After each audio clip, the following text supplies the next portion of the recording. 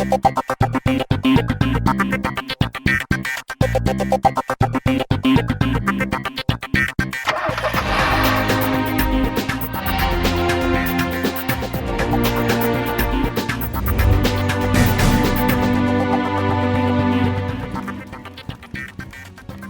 evening and welcome to this special focus feature on India's automobile industry. It comes, of course, at a time when the whole world is gripped by the corona crisis. It's no different for Indian auto. And remember, there's been so much focus on India's economy, what this crisis means for the way forward for our economy. And then when you think about the auto sector in particular, one of the largest contributors to India's GDP, it's also a sector that provides a massive amount of employment, both directly and indirectly, all across India. And then let's not forget the other clear area that has been in focus, the need for some form of policy change or stimulus to keep that sector shining, given its huge contribution to manufacturing in India. But while the industry waits, perhaps in vain, for that, there is some good news coming in. We've just conducted a massive pan-India survey in association with Brandscapes here at Car and Bike, and it shows some very positive messages that the automobile industry will certainly be very happy with. So first up, though, I want to quickly tell you who we will have for you on the show today. We have lined up quite the stellar star cast of panelists. And so there's Tarun Garg, the Sales and Marketing Director at Hyundai Motor India, who will be joining us. Shashank Srivastav represents India's largest car maker, Maruti Suzuki, and he is the Executive Director, Sales and Marketing. He'll also be with us on the show. Stefan Knapp is Director for Volkswagen Passenger Cars India, the man who heads VW's business. He will be on the show as well with us. And Nikunj Sanghi is the Managing Director of JS Four Wheels. He also heads up the Automotive Skill Development Council. And last but not least, Saket Mehra, the auto partner at Grant Thornton Advisory, will also be on the show with us. So lots to take you through, and I want to jump straight into it. Let's get you the big focus, the big headlines, if you will, of what's emerged from this really comprehensive survey that we've conducted. That is from all across the country, over 9 cities, thousands of respondents, and these are then the main talking points, if you will. Evidence of a pent-up demand for automobiles, very strong evidence, and this is something that the auto sector will be very, very pleased about, because there's been some doubt whether or not consumers will come back or not. Huge shift to personal mobility, another sort of expected outcome of the current crisis. Given the need for social distancing, none of that is surprising. So that means no more shared cabs and no more state transport or public transport for a lot of consumers. Customers are likely to now downtrade, though, and hence compact vehicles come into focus because there is a lot more favor for those. Again, not surprising, because people will be very careful how they spend their money. SUVs, surprise, surprise, remain the preferred body style.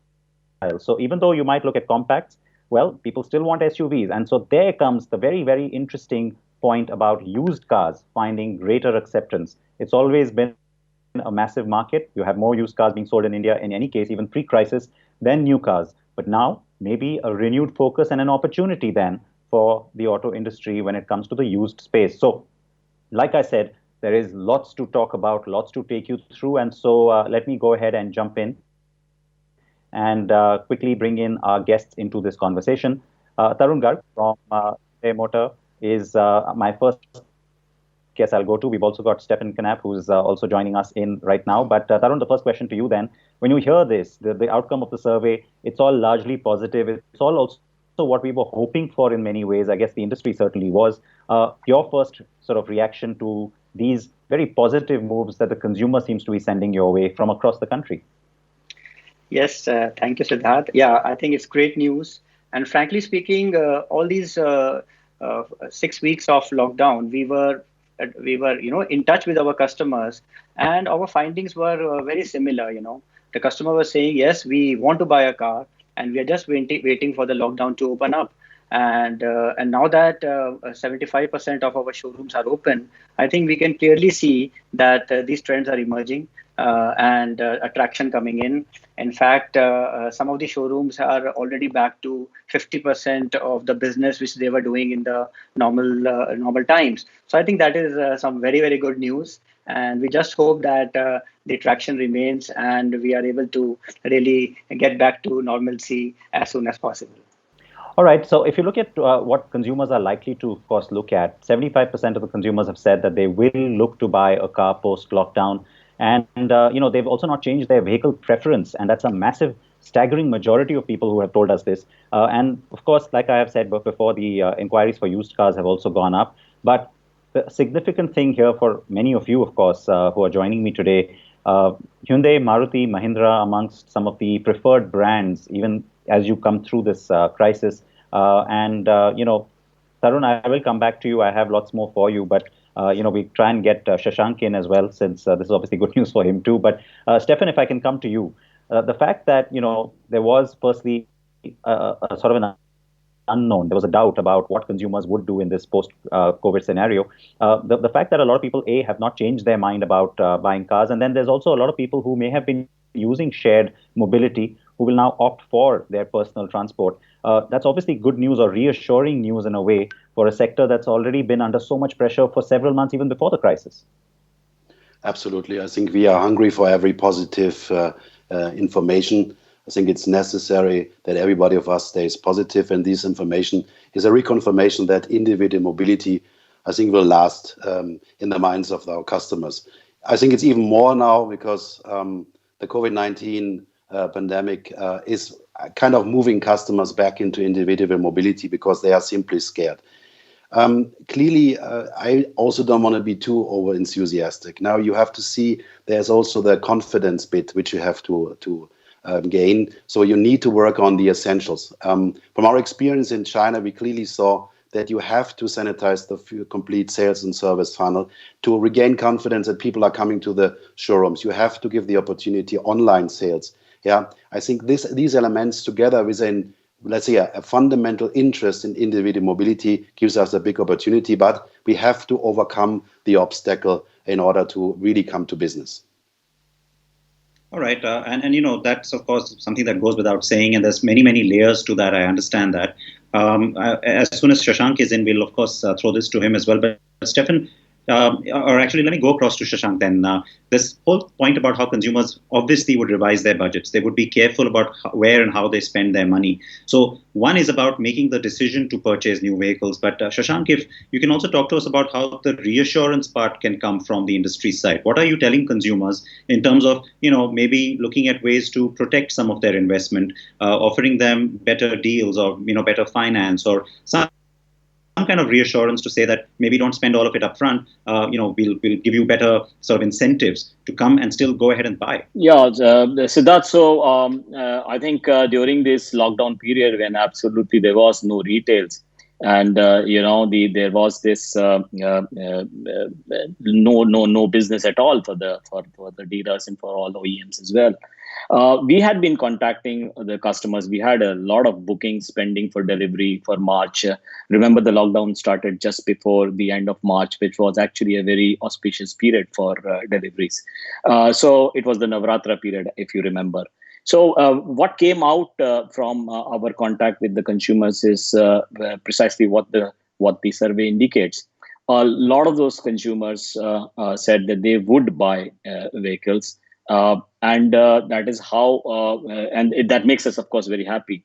Today, we have more than 1,800 showrooms which have opened up as far as Maruti Suzuki is concerned.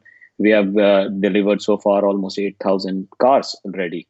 But I think it is also the time frame which is important. The time in which these people who are wanting delivery will take that delivery. So we have found that when we spoke to the consumers, two things came out very clearly. One is that they would like to have the reassurance regarding both the safety, not just the safety of the investment, but also about the safety of going to showrooms, or even if there is a delivery at home. What is it that the companies are doing? So on our side, we have had a very strong SOP, a standard operating process for dealers. We don't allow dealers to open unless they stick to this SOPs, which is, of course, reassuring to consumers, and we are telling consumers this. The second part was that the consumer said that they would like to have an interaction more in a digital fashion. So we have a very robust digital platform, as you know. So which enables booking and even scheduling test drives and so on and so forth, all information, comparison, etc. On the digital front. So these are the two things which will probably reassure consumers.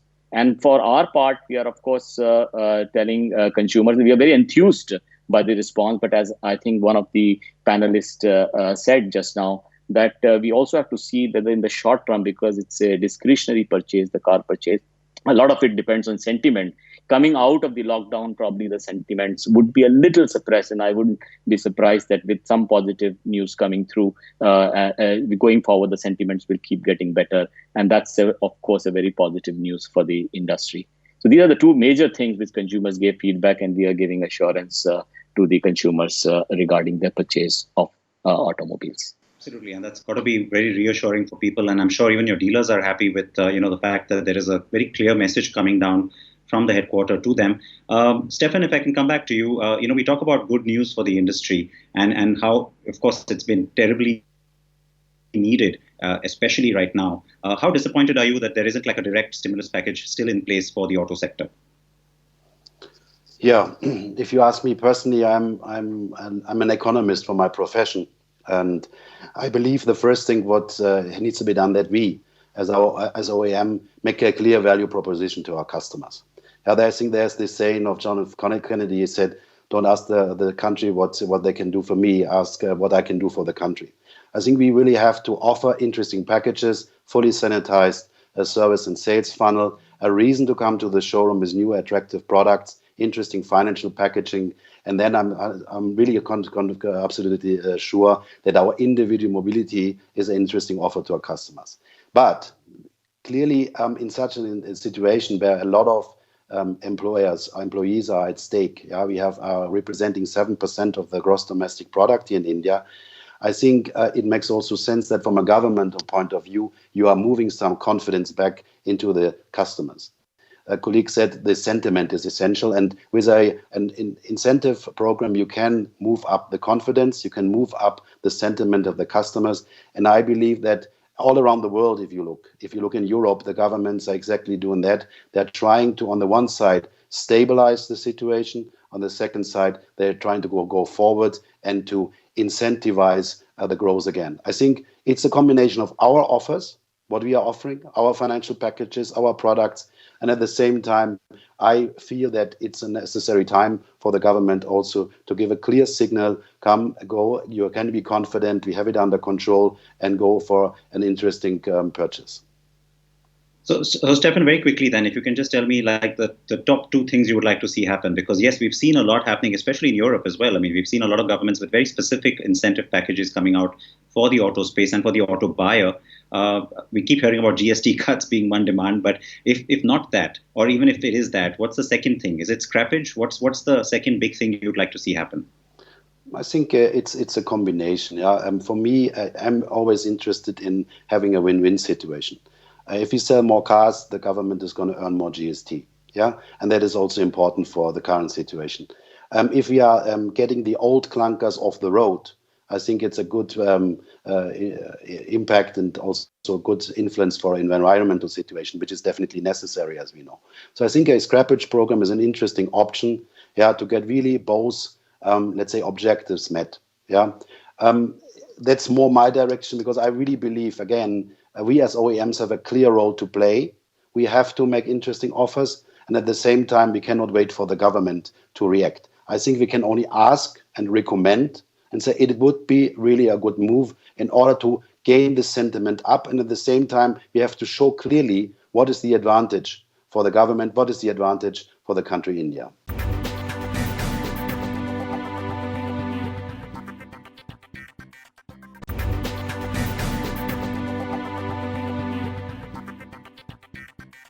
I've got Saket Mehra, who's the auto partner at Grant Thornton Advisory India.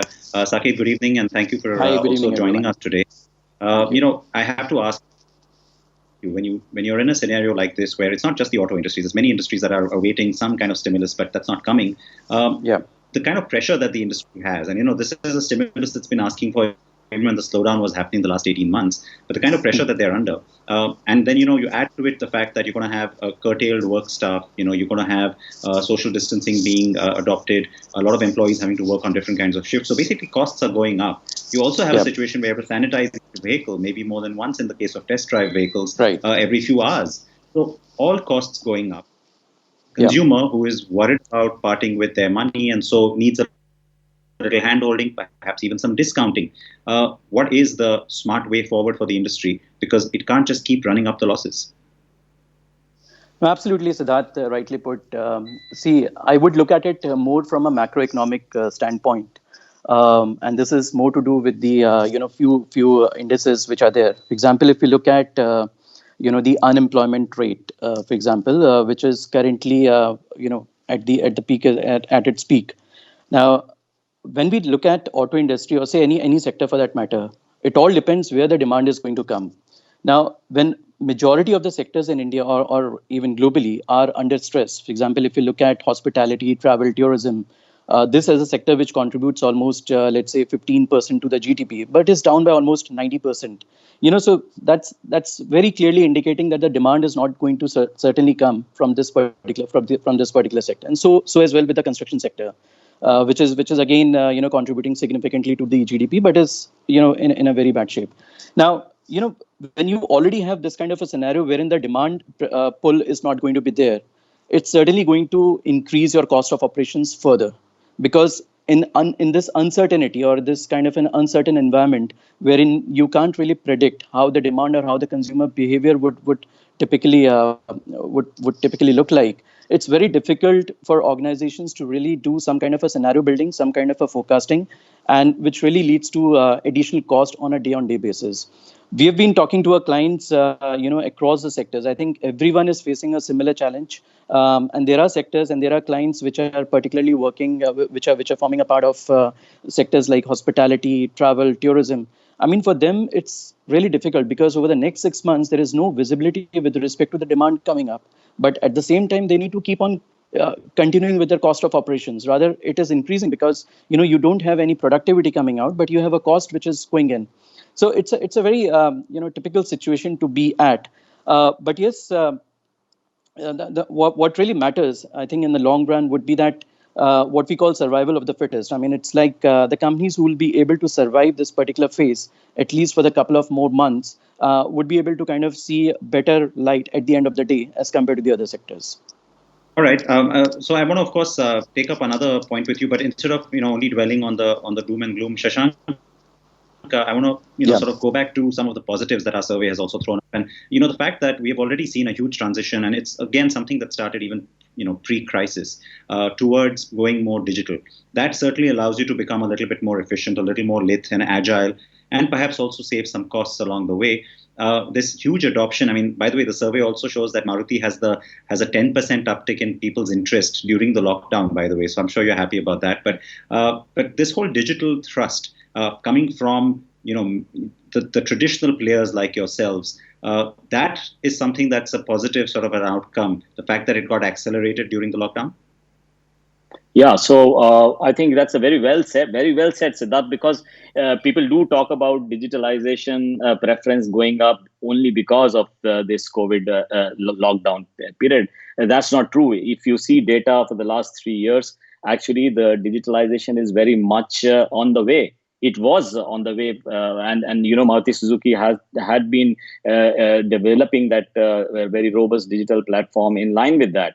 Remember, earlier the web inquiries used to be just about 3-4% of the total inquiries. The gold standard was the walk-ins, which used to be about 20-22%.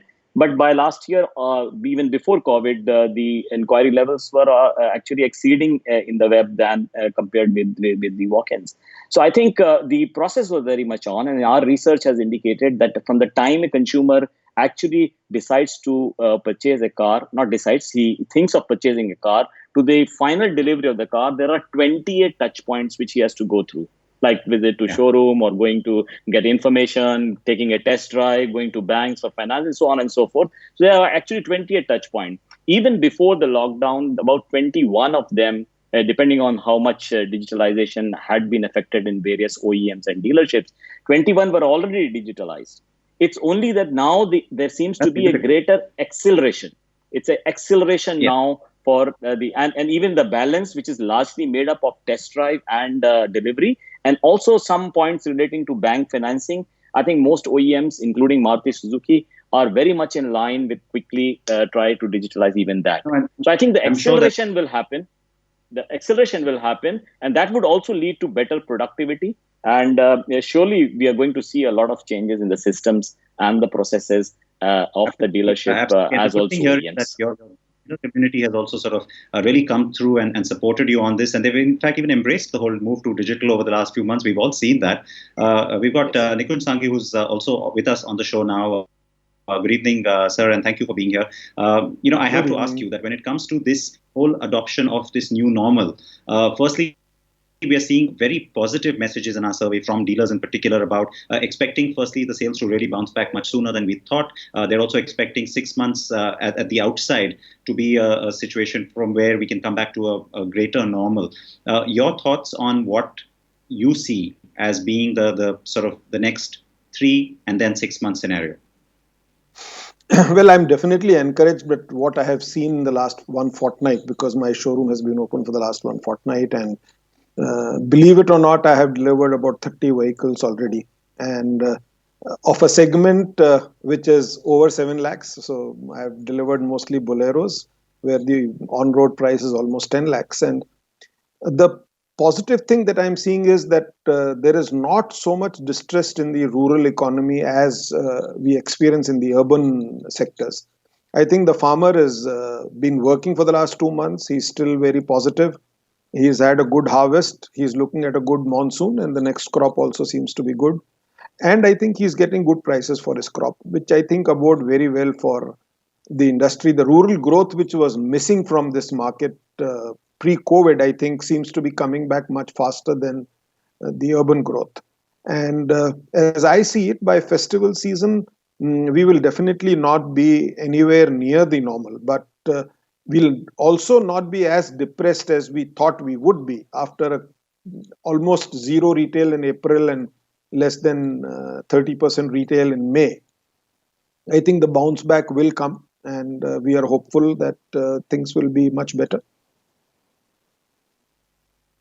And it's unprecedented what happened in April. I think we've never had that situation where there was zero sales in any month. And so certainly something that we will look back on as being a historic, absolutely crazy times perhaps for the sector, like for many other sectors. And of course, we've completely run out of time. There's much more I wanted to get into, especially the whole focus on even the used car space that starts to really bounce back in many ways in the current scenario. But for all of that, please remember that the survey, of course, is on currentbike.com.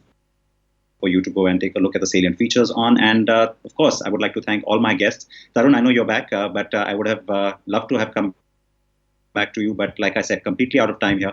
There's plenty more, of course, in terms of all the news updates coming up here on NDTV 24/7. I want to thank all my guests for joining us tonight and being a part of this discussion. The way forward for automobiles certainly remains a bit of a question mark, but certainly also starting to look a little bit more positive now. Stay safe, everyone. Thank you for watching.